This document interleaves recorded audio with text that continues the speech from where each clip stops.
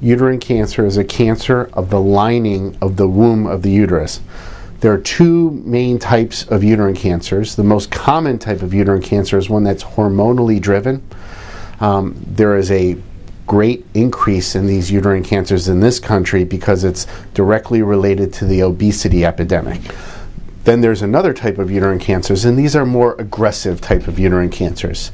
These type of uterine cancers are not typically found in, there's no specific risk factors for these types of uterine cancers.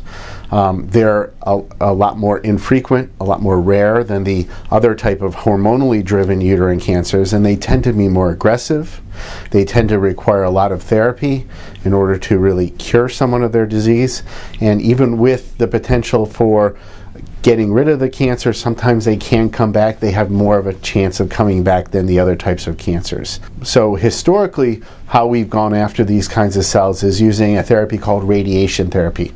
Radiation therapy is very effective at melting a lot of these tumors away, and we've learned that even after surgery for these higher risk cancers, by administering radiation therapy, we could do a very good job at keeping local control down. Unfortunately, about half of the time these cancers come back outside of the pelvis.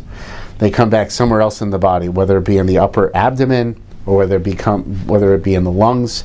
And so we've learned this in addition to radiation therapy. Some have utilized chemotherapy as well, a more systemic treatment in order to treat these kinds of diseases. What we have done in this new innovative therapy is combine the two, where we give a little bit of chemotherapy, then we give radiation therapy, then we give some more chemotherapy in a kind of a sandwich kind of regimen where we sandwich radiation between doses of chemotherapy to really go after these aggressive cells so we could keep them under control, and also so we could try and minimize the chance that they could come back. We know what the outcomes are if you use any one of these innovations alone after surgery, whether you use radiation after surgery, whether you use chemotherapy after surgery. And unfortunately, the results aren't great when you use any one individual therapy. With our combined therapy, our results are greatly improved over any single modality alone.